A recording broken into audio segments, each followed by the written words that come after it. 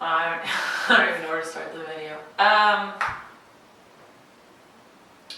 So, first of all, I wanted to come forward with a video that's kind of a big explanation about kind of what's going on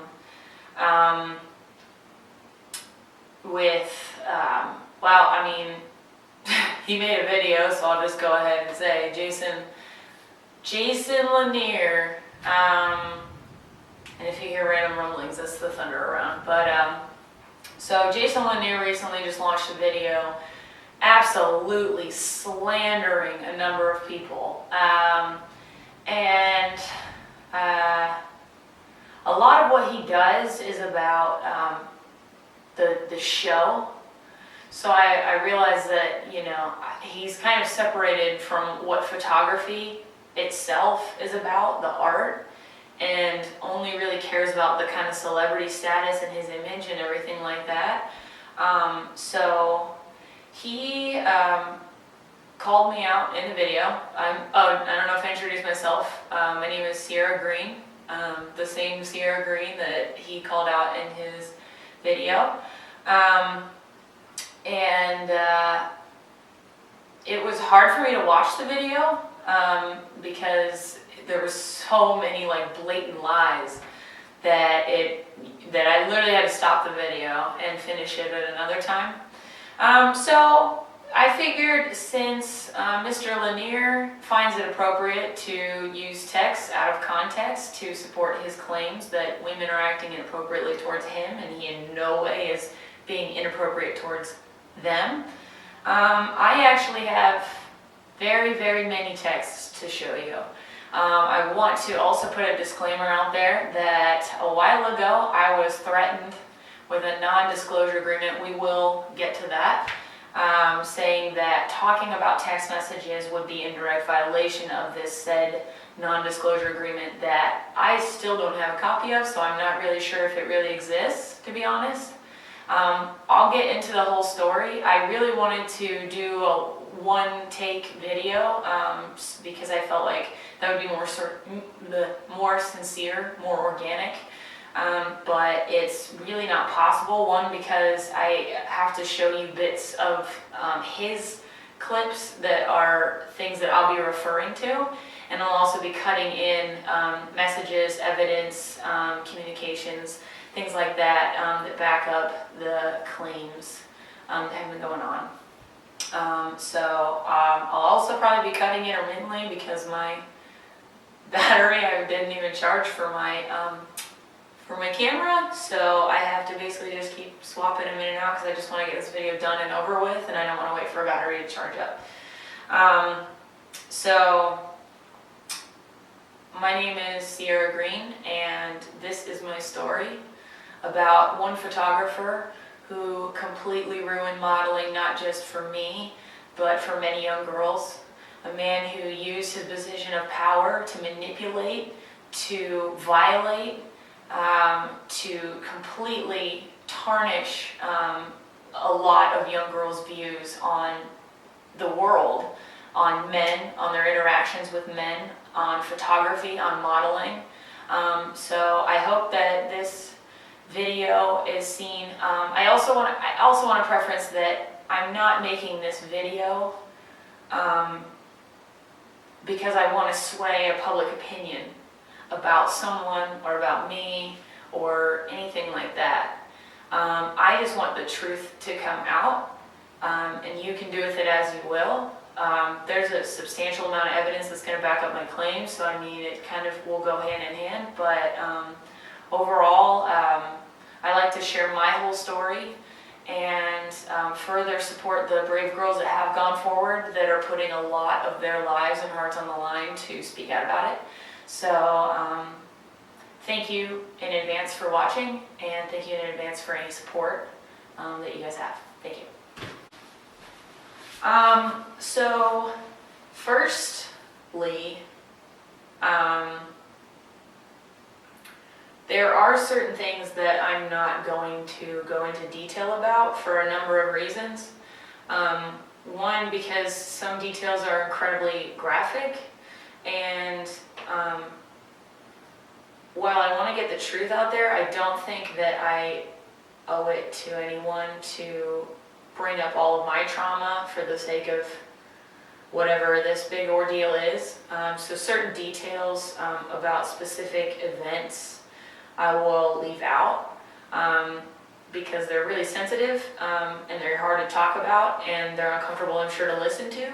And then also on top of that, a lot of it, I could go into a lot of details about what transpired during my tenure with Jason Lanier, but I really want to stay away from stuff that isn't directly provable by evidence, and I'll be using the evidence to back up, or rather ask the question of kind of what has been going on. And I'm sorry that this is kind of rambling.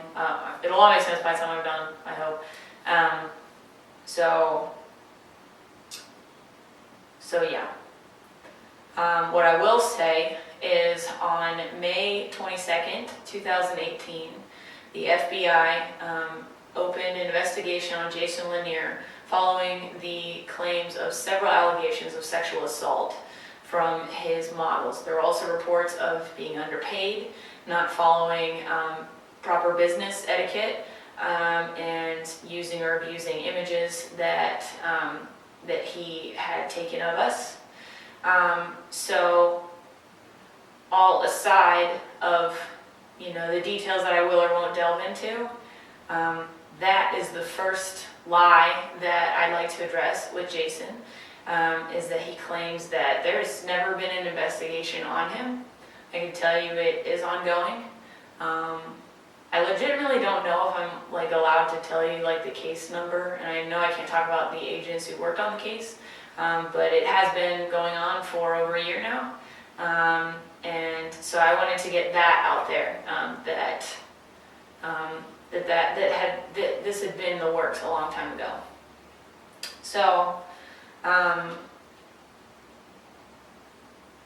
want to first put you in my shoes a little bit, and that because I think when it comes to the truth, both parties aren't necessarily always right, and one side is always wrong and one side is always right. There's usually kind of a meld of humanity in there. I want you to imagine what you would do if you had given up your normal working everyday life and chosen a dream job, and after several months of things progressively getting more stressful and your boundaries getting pushed more and more, you eventually, ultimately, actually get sexually assaulted. A real sexual assault. Not even just a quick squeeze on the ass or something like that. I mean a legitimate sexual assault. What would you do? Well, you'd probably quit immediately. I mean, some people probably wouldn't, or they might not. But in my case, I quit on February 20th, 2018. And if you've ever gone through a trauma like that, now this happened over a year ago, so I can talk about it without totally losing it in front of the camera. But when you go through trauma like that, first of all, it's not just, okay, well that happened, let's move on to the next thing. It takes a while to process what happened. And for me, I was sitting at an airport in Las Vegas wondering how the hell I gave up my life for a dream for this to happen. And I think it was, February 20th, so it was about 2.5 months. Yeah, it was about 2.5 months, maybe close to 3 months, before I started even opening up. At first, I was trying to wrestle with, do I still try to save face? As weird as it sounds, I remember sending Jason a text saying, hey, I still think about you from time to time. Hope everything's good with you. And he would in return send texts that are like, yeah, you know, things are great, and I think that you're amazing, and you'll do great things. And it started just a complete spiral of just depression, anxiety. I didn't want to talk to any, I couldn't even talk to my family about what had happened because I didn't want to put them through the trauma of what happened. I remember I was turning to substances. I mean, I'm not gonna sugarcoat it. I mean, like drinking or smoking weed. I had a med card, but neither here nor there. Like doing really whatever I could to numb out and not deal with the problem. And so, okay, so you numb out for a while, and then you probably still keep tabs on that person because it drives you crazy. As I was watching him taking my photos off of his Instagram channel, he purposely removed me from promotional videos that we had spent that week before working on. I didn't go to the conference that he went to, and he purposely excluded me from knowing what was going on in WPPI in Vegas that I was supposed to be at, that my image was used for. And I never got a notification, I never got any communication, and he kept releasing videos that had events that I was a part of that he purposely took me out of the video of, and I knew it was kind of his way of just digging in, like, you're totally replaceable, it's no chip off my shoulder, or, you know, no skin off my nose, whatever the phrase would be. And I feel free to talk about all this stuff because I wasn't working for him anymore, so where's the non-disclosure in that? So one day I come across a video of Jason attacking Ken Wheeler, who's also known as an angry photographer. And Jason had always talked about this guy. I mean, I worked for Jason only for like 3 months. Like 3.5, 4 months. And he always talked about this guy, and Ken Wheeler drove this guy crazy. And, you know, he always talked about how Ken was obsessed with him, and he'd do anything to ruin his career. But Jason was just as obsessed with Ken Wheeler, and he always talked about how he was going to ruin his career, and he would use his followers. He'd always say, I have followers. And he was going to get him to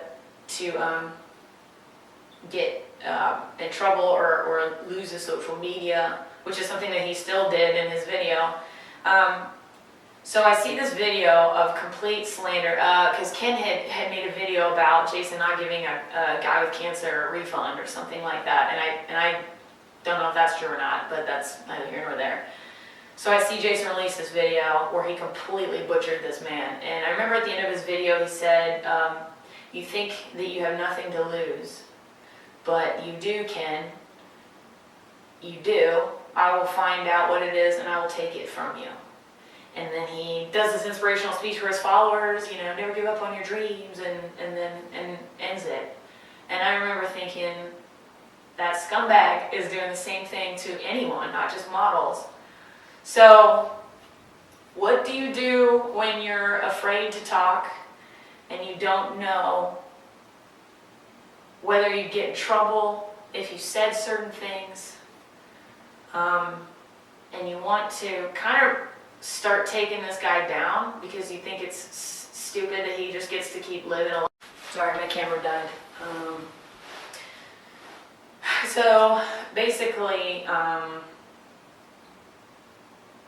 wanted to, after I was kind of processing what was going on, I actually first, before I get to Ken Wheeler, I reached out to another model. So real quick, I also want to, this is going to be a really long video. I want to brush over the interactions that models were allowed to have on the job. And I am going to go into what a companion is, which is what I was for Jason. What a travel companion is. I will get into that. But first I want to say travel companions and models were separate.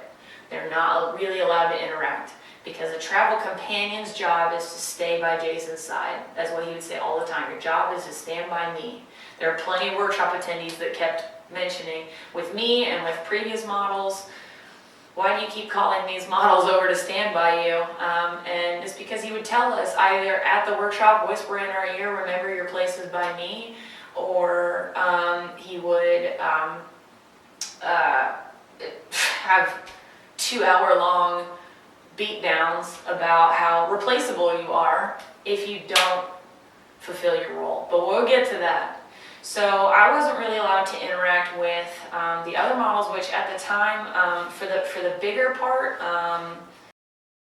pretty much always, I don't know if I should say their names. So I'll cut this out if I'm not supposed to. But I was always I was always traveling with Emily. I traveled with Jay, or I met Jay when I got hired. Was his assistant. So it was usually me out, but we were supposed to be separate, and then Jason would have on these other models. So for the Vegas trip, he had another model on, and we were both from Arizona, or both from Phoenix. So I one day just asked her, I can't remember, she just messaged me out of the blue to meet up for coffee. I think that she did. Oh yeah, because Jason was already working on just telling everyone that I was crazy, because of course everyone asked why I left, and people were telling me, like, I heard you got a boyfriend, or, you know, actually nothing about it was she's acting inappropriately towards me, because every model, literally every model knows what Jason made travel companions be. So it would never be an excuse to another model, well, she's being too clingy, because that's what Jason wanted, actually. That was what he wanted the role to be. So he mostly told models, well, she's just crazy, she's not happy with her role, she hates the job, she hates you guys. And so these models are like, well, dang, like, you know, it's gonna be like that, you know? And so one of the models reached out to me and said, hey, you wanna get a cup of coffee? Because she had already was kind of wondering, because actually most of the models knew me, and the workshop attendees knew me as just being a really positive, fun person to be around. I like to goof around and have fun, and I'm pretty free-spirited. Yeah. So I just remember asking this model, like, hey, did Jason ever do anything, you know, kind of inappropriate towards you? And again, at the time, pretty much everyone didn't want to say anything about how Jason treated him. Even when I was working, there were times where I would kind of, where I would have conversations with other models, and we would kind of skirt around saying, is he touching you? Is he talking to you inappropriately? Is he doing anything inappropriate? Knowing full well he was with me, so I can't imagine he's not doing it with them. And then because we weren't really allowed to interact with each other, we didn't know if we could trust each other, so we didn't know how to talk to each other about anything. So it was pretty much like, okay, well, I'm gonna fly you out to New Orleans, and, you know, you're with a group, but you're on your island, you need to figure out your role. And he would pit everyone against each other, and he would constantly tell us how replaceable we were. He would talk about how amazing he was, and how easy we were to be replaced, because there's 1,000 girls in line ready to take our spot, so we gotta, you know, like, do our job. So after I found out from this other girl that he had assaulted her within a short amount of time of assaulting me, I finally got, like, some guts, and I was like, well, if it had been just me, then I probably would have dropped it. But now that I'm finding out it's another girl, and I had suspicions about other girls, so I started digging and asking people, has Jason done certain things to you? And I got different areas of responses. Some models I couldn't even talk to, because they were either still with him or very close to him, and I just didn't know if I could trust them, because I didn't want Jason to know that I was actually doing something. I wanted him to see me as someone who was too scared to do anything, or say anything. So back to Ken Wheeler. So I see this video of Jason talking about how Ken Wheeler is going to go down. And I did multiple things in action right then and there. First of all, I, the first model, let it be known to the world, I went to Ken Wheeler and I said, hey, just so you know, I know Jason's full of crap because he is a piece of crap, and I would like to tell you my story. And also, at that same time, someone had posted a comment on one of my pictures from an old workshop and said, hey, are you and Jason still working together? I don't see you in his videos. And I said, no, that man ruined my life, I'm good. And left it at that. And on a separate instance, put a hashtag #MeToo. No context. Put a hashtag #MeToo on my Instagram. So, I get a text message. So here's a text message. I'll put it on the screen so that that you can see that I didn't just make this up in the crazy universe that we live in. And I'm not going, I'll just read it as it says. I'm not going to sugarcoat how I spoke back then. I'm very different than who I was when I was with Jason and leaving Jason. I was a very broken person back then, and I'm very much healed now, so I'm okay with who I am, but I wouldn't want to be dishonest about who I was. So I'm just going to go ahead and read exactly what he said in my response. Hi Sierra, I've received feedback again. Just referring to a hashtag #MeToo and a simple no thanks, that man ruined my life, I'm good. Hi Sierra, I've received feedback that you're speaking ill of me and spreading lies.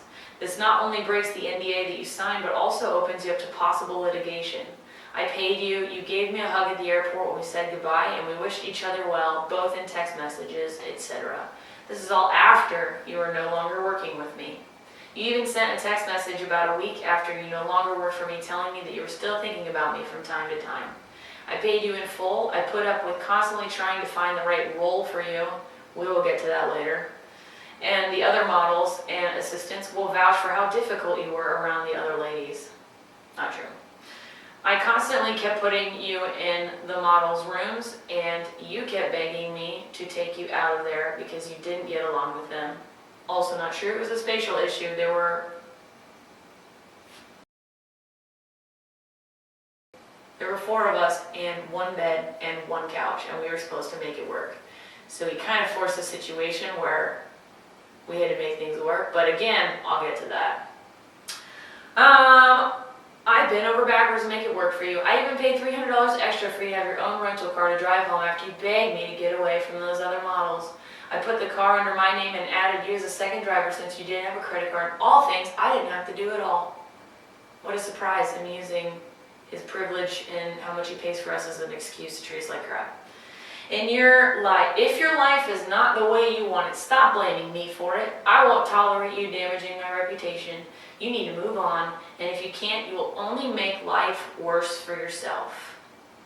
I reached out recently to offer to bring you the magazine ads you were in at your request. Your response was to reply with rude and untrue texts. Just move on before you make this worse for yourself. I hope you do so. And my response to that obvious threat was basically, we both know what you did, cut the bullcrap. I said, next time, don't try to rape your companions, asshole. Go fuck yourself. And FYI, you never gave me a signed copy of an NDA, of my NDA, but even so, I'd like to remind you that when it comes to the law, I'm allowed to speak out as much as I want. NDAs don't cover you sexually violating me, implied litigation threats to me, and I'm going to the cops, dick. And he said, you are truly delusional. And I also just real quick want to bring up the magazine thing. We went kind of back and forth. He tried to have like a normal conversation with me, and I was just very abrupt with my responses. And he eventually said, hey, I still have the other, because he contacted me on 2 separate phones. He has one phone where you're going to see all these text messages about how he talks dirty to me, and talks about wanting to do nude shoots with me, and talks about how sexy I am. And then he has another phone where he comes at me as a totally professional man that couldn't in any way be the man that we're claiming he is. So he said, I still have the other phone as well if you want to contact me, or you need to contact me. I said, And again, I was just kind of done with it being a fake conversation when we both knew what he did to me.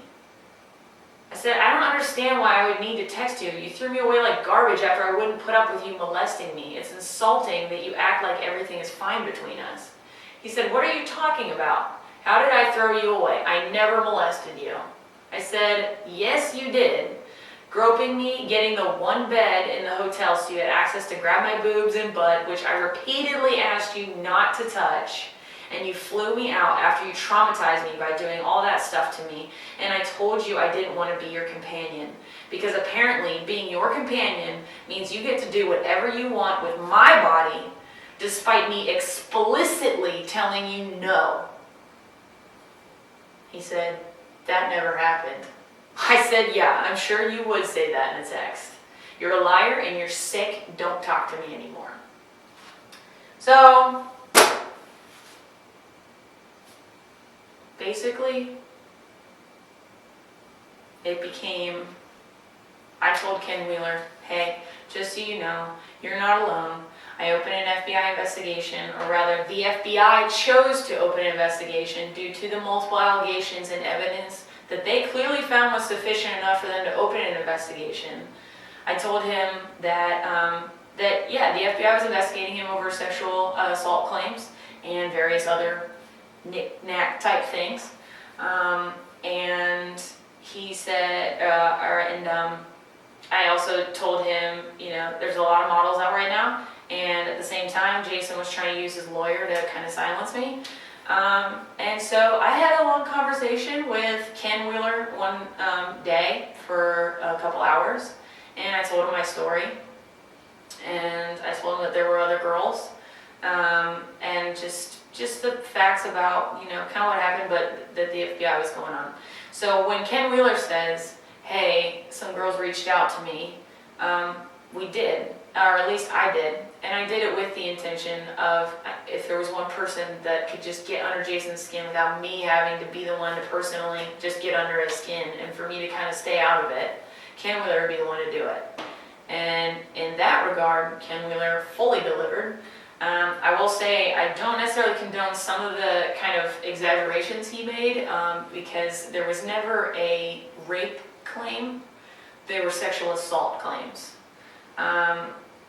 When I said in the text, you know, don't try to rape your, you know, your companions or your assistants or your models, that, you know, might have sounded extreme, but sexual assault is the step before that. So, and I don't know if wires got crossed or if it was to blow up the story a little bit, but that was where the claim kind of got a little iffy.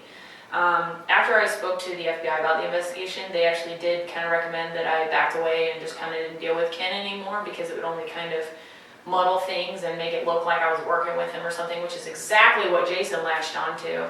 And then after Ken made a video and kind of came out, and he did post a lot of links to my stuff, and so it was obvious, like, here's the girl. Jason went to work slandering me to every model he came across that personally knew him. One of them, or I don't know if I should say who they are.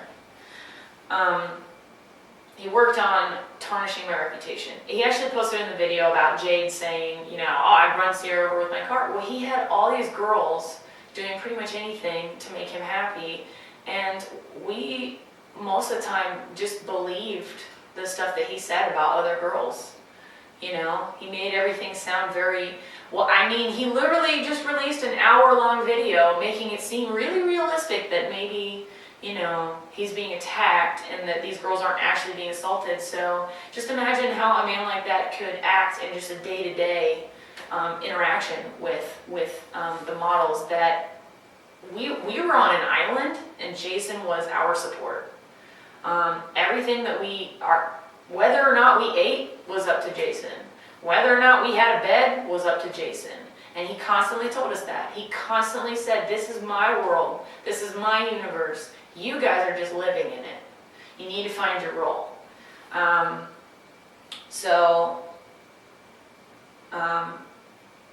Yeah, so we'll stop there. And I will start talking now about what a companion is, what I was told it was, what it became, and I'll mostly be using texts as evidence. Will speak to what was said in my interview because I wasn't technically working for him yet. So I will speak to that, and I will just kind of, I mean, at this point I might as well just tell you everything, but yeah, but I have a lot to say, so we're just gonna go ahead and do that. Two things I forgot to mention. So I don't want to like read. I don't want to pull up the email and like read it all. So I'll put it on the screen so you guys can see it.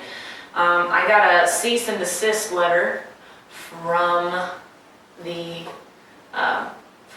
Jason. Like hired some crackpot lawyer to try to get us to cease and desist and take down posts and stuff. And he actually sent me the same exact letter that he sent to Ken Wheeler, and it said like a lot about just, you made these allegations, and you said the FBI's investigating. How do you know? Do you know the FBI? No, you don't. That's actually like kind of how it was worded, but again, I'll post it. And then I kindly sent him an email back and said, listen buddy, first of all, I'm not Ken Wheeler, so his litigation or whatever you want to call that, or I don't know, it's litigation, I don't know.